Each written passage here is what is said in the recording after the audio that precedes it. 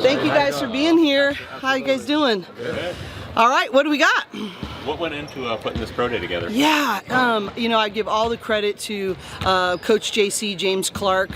He was in the NBA, and he called me up in the beginning of June and said, why aren't we doing this for our players? We have 7 seniors, and I was like, you know what, that is a great point, let's do it. And then he worked with our GM, Sam, and they had to work with we had to work through a lot of paperwork. At first they said no, and then we went again and again and again until we could get it right.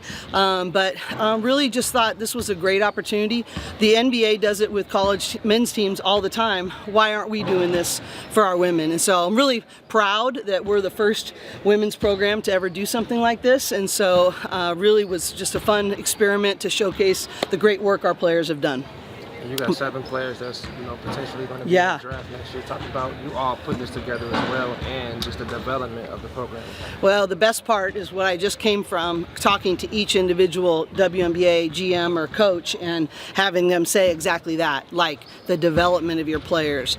They know how to play. Your style of play transfers to the league. They're not just running actions, they're learning how to read actions, and so that's the best feedback I can get.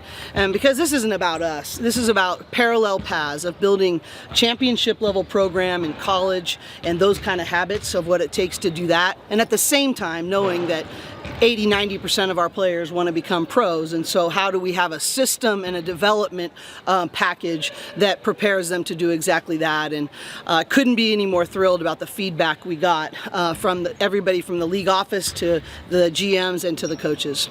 Great day. When it comes to Sienna's injury, can you give us an update on that? Yeah, you know, we will know a little bit more, hopefully in the coming days, but she's going to be a no-go for our opener. So that we do know. So we're continuing, y'all pulling out your, but you know, we're continuing. She's coming along great. She's doing a great job. But we just recently said, hey, we're going to rule her out for Monday. There's good hope that she'll be able to play this season. Oh yeah, absolutely, yeah. No question about that. So we're really excited actually to get her back and to get her in the mix. She's not in a season-ending situation at all. So let's talk about your high-powered offense. Lauren was just saying how excited she is not to get double teamed. Well, if we do get double teamed, we have a lot of 3-point shooters now. So I think that it's interesting though. I don't think we're where we need to be defensively because they know they can score it. And that's a sort of a dangerous place. And one of the things I did recently is I put up on the film screen every national champion in the last 5 years. And 4 out of 5 of them were #1 in defense. And I just think that you don't deceive yourself, that it's great that we can score buckets, it's great that we have all these weapons, but the anchor of our team has to be on the defensive end. And you don't want to reinvent the wheel. If the last 5 teams, and as actually 5 out of 6 teams were #1 in defense, let's commit to that. And then the offense even becomes more fun. But this is the most amount of weapons we've had. A lot of our players have just put in massive amounts of work. Gabriela Jaquez and Kiki Rice come to mind right off the bat with their 3-point shot. The work that Charlize has done over the off season and the last year when she sat out for her 3-point shot, it just makes the spacing so much different. And then if you're going to double and triple team Lauren, and there's a lot of other ways and a lot of other people that can make great offensive plays. Was defense something that you really noticed in a couple of scrimmages to kind of really emphasize that really focus on? Yeah, just bluntly, we're not where we need to be defensively.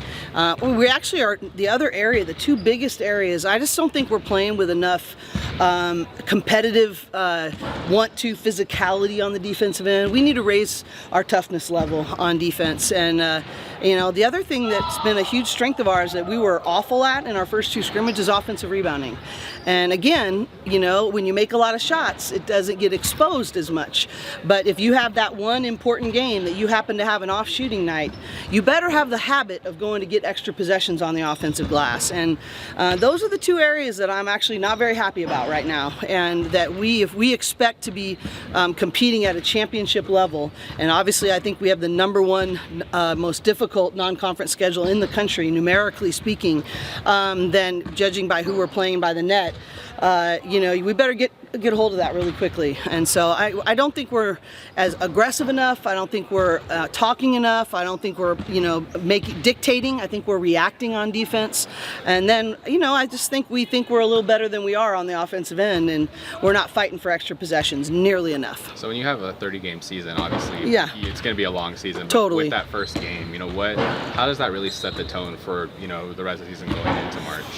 Yeah, well, I mean, obviously it's your first, time to play against another real opponent in a real situation. And I think for me, it's about identity and decision making. We're not going to be perfect. There's going to be mistakes, but I get to see, do they understand what our identity needs to be? Do they understand how we are prioritizing on both sides of the ball? That tells me a lot. When you start to not play maybe as much as you'd want, are you still the best elite teammate? Is there still that commitment to selflessness and blocking out outside noise and all the things that we had talked about? So I'm excited to just see where we are in that. And San Diego State's, really a great team. We actually scrimmaged them last year, and they did a great job against us. I think no matter what, they're just excited about playing against somebody else. So. You mentioned having a difficult non-conference schedule, but what are your thoughts on the strength of the Big Ten this season? The Big Ten is phenomenal. I'd hoped it would be like a leader, but I wasn't sure when we entered in. And obviously we had a great conference in the Pac-12 before this, but I can confidently say that I really believe in depth, in style of play, in performance in the NCAA tournament, in resources and support from the league office. It is the #1 conference in women's basketball, and so proud to be a part of it. I know I became a better coach that last year because I'm in the Big Ten. I know that I was forced to adjust to varied styles of play. Obviously, the amount of teams that we got in the NCAA tournament sort of speaks for itself. It's not like a rah-rah thing. It's just, we did the work and had more teams in the NCAA tournament than anybody else. So, I just think, I think it's going to be another great year, and I'm looking forward to, if you want to become the best, you got to compete against the best. And not only is there great players and All-Americans that we have to deal with every night, and we bring it on, but also the excellent coaches that force me to adjust and get better and sharpen my saw every time I compete against them. Can you talk a little bit about Amanda Muse, taking the developmental year last year and her jump from first year, now third year in the program? Yeah, I think I've really loved, she's not only made a huge jump from a skill perspective, but from a leadership perspective. If you ask our players, who really brings the team together, she cooks for a couple players every week. She's always in charge of saying, hey, we need to be doing this. She's incredibly observant. She's a brilliant communicator. She has great work ethic. So, I think that what you're going to see on the court in terms of how much we need her, and obviously with Sienna out in that opening game, it just gives another exclamation mark about how she needs to be ready. And I just really am impressed with how she's grown skill-wise, but also how she's grown as a leader. I had a question about Gianna Neepkins. Yeah, Neepkins, yeah. Talk about just the addition of her. She hit about 15 threes today. Yeah. She has this drill that she does at the end of practices, or just in her shooting, and she has to make, I think she has to make 20 out of 25 threes, but I think a certain percentage of them have to be swishes. I've never seen her make less than 22 of 25. I've never, and I'm not at every single one, but I mean, she's just an elite shooter. My only criticism of Gianna is that I think she's overthinking a little bit, and she's one of the best shooters in the country. She's one of the most efficient scorers in the country, and I'm like, when you're open, you need to shoot the ball.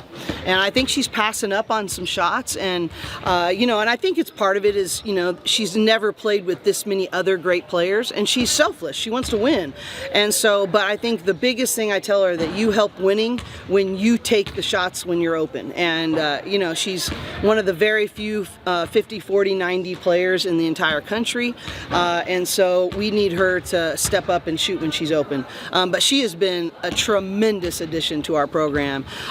She's not only is she obviously a competitive player, and it doesn't matter if it's ping pong or it's a three-point shooting contest, she is so competitive, but she's really funny too, and so she's just been an absolute joy to coach, and we're thrilled she's on our team.